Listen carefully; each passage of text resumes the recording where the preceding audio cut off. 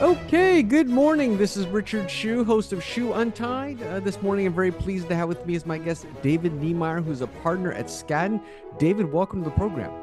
Thanks, Richard. It's my pleasure. So, David, let me start by asking you why you went to law school in the first place. So, I mean, I think as with a lot of people, there's probably a little bit of fate involved. I think as a young child, my grandmother told me that I would be a good lawyer. Hmm. This is like first or second grade because she passed when I was in third grade. So I think she saw something in me. I'm not exactly sure what it was, if it was, finding creative ways to get what I wanted or just like my persistence. I don't know. So I think just having that in the back of my head, it was always something I thought about. I don't have any lawyers in the family. My parents didn't go to college, so Hmm. it was more of aspirational, I guess. Yeah. But it really, I mean, when I got older, it was more television. I'm kind of Mhm. ashamed to admit that, but A lot of people on my show have said exactly that. yeah, I mean, we didn't have cable TV, so it was kind of like Perry Mason and Matlock and those kind of older shows, like after school, watching them.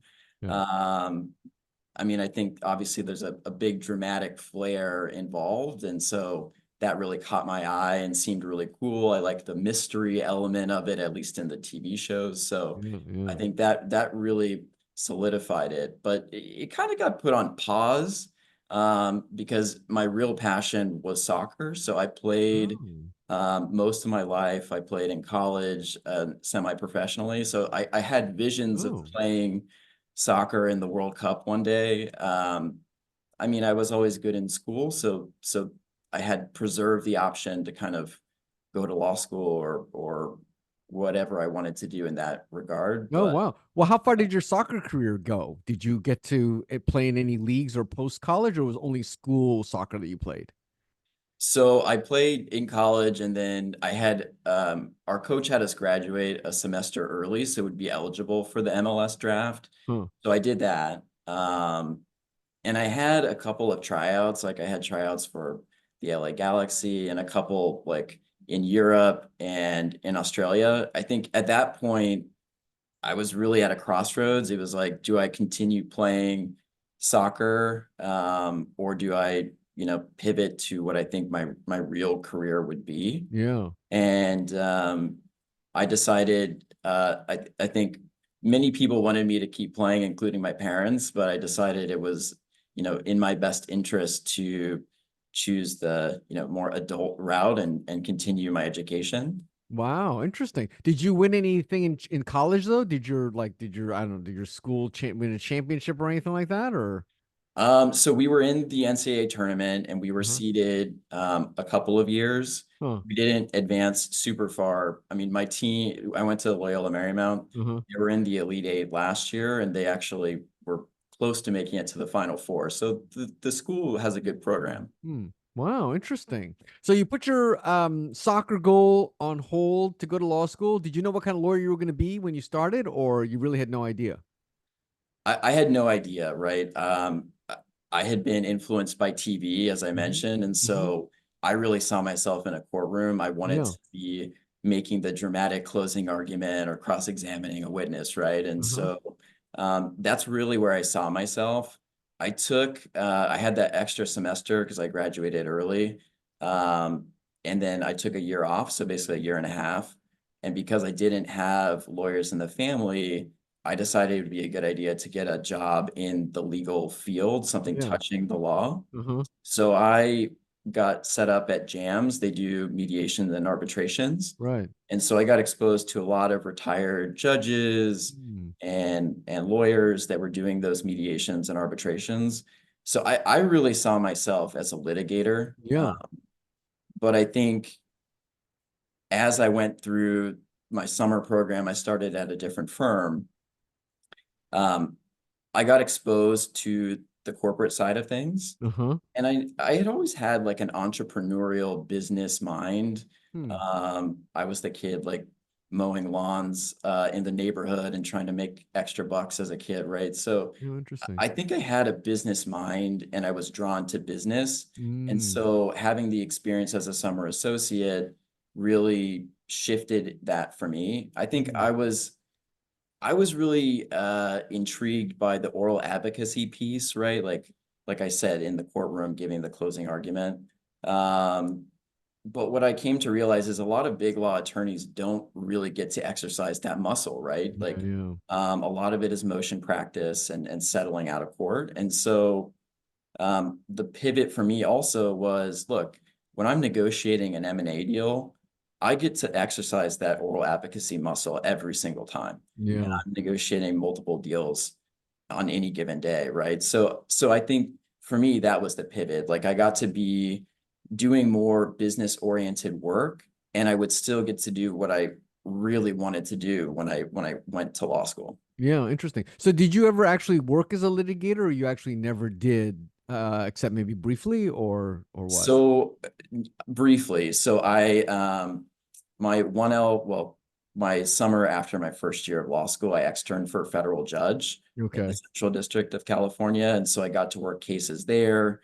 I actually clerked for some of the arbitrators at JAMS, like Mm. in my spare time, like after classes were over in law school. So I was still flexing that muscle and getting to work on the cases. And then as a summer associate at my prior firm, I was doing some litigation work. So I was exposed and I did get to do it, but like I said, most of it was writing. It wasn't doing the oral advocacy. Yeah, yeah. So fast forward, once you kind of figured out you wanted to be more of a corporate lawyer, transactional, how has your corporate practice then evolved and take fast forward and take me to the present now? Yeah, so I started at Shepherd Mullen, which, I got a lot of great experience there. In LA and downtown where I was, we did M&A work. That's the only type of work that we did. So I was kind of like thrust into M&A. I Mm. really, really enjoyed it. I was doing a lot of sell side deals, private company sell side deals at Shepherd. Um, and at a certain point, I mean, I had a lot of student loans from law school, and so I made a pact with myself that I would, work really hard to pay those loans off as quickly as possible, and then I would try to figure out what I wanted to do, if I wanted to continue at Shepherd Mullen, if I wanted to move, if I wanted to change careers. Mm.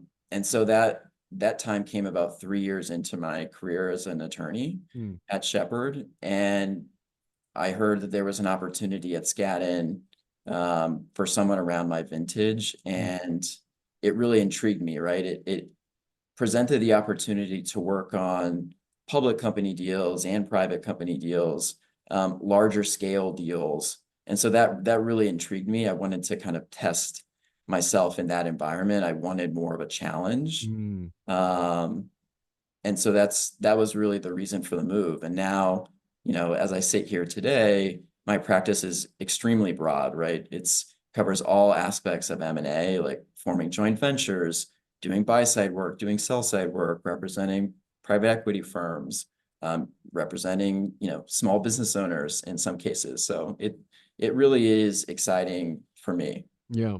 Well, you mentioned earlier, kind of your entrepreneurial side, cutting lawns in high school and stuff. Did you ever think about more like a startup venture kind of, practice, like at Cooley or Wilson, as something that would, suit you? I thought about it. That was one of the things I thought about when I was looking to pivot. Mm. But I think for me, I was really drawn to um, the bigger deals that Mm. Skadden was working on. That's something that intrigued me more. I see. Yeah, got it. Well, do you ever see yourself doing something else in your future? You're obviously a very young, early in your career. Do you see yourself, I don't know, doing in-house at some point, maybe becoming a deal, being on the business side of deal making? Do you see any of those as possibilities? I mean, never say never, right? As you said, it's still, you know, the infancy of my career in some ways. But I'm really dead set right now on just becoming the best M&A lawyer that I can, and surrounding myself with a great team of lawyers. I'm on the hiring committee, so I have, and I'm, one of the co-hiring partners. So just building a team around me is something that really is exciting to me at this moment. It goes back to, my soccer and team sports roots, right? Like Mm. I've always been on a team. And I think that not that I couldn't be on a team in any other environment, but I think the big law environment is pretty high pressure in some instances. And I think that is really the stuff that makes me excited. Do you still play soccer recreationally or in the league or anything like that? So I was up until COVID, and then COVID, as you know, shut everything down. Yeah. So I haven't picked it back up. I also had a daughter, Ah, like during COVID, and so she also takes up a lot of my time. She's 2.5, so she's starting to get into um, team sports and yeah, soccer and things like that. So I yeah, think as she gets more into it, that will also like prompt me to probably to get back more into it. yeah. I miss it. I definitely miss it. Well, David, this has been a fascinating conversation. I really appreciate your taking the time to share your story, and congratulations on all your success. Thanks so much, Richard. Thanks for having me. This is Richard Hsu and David Niemeyer. Thanks.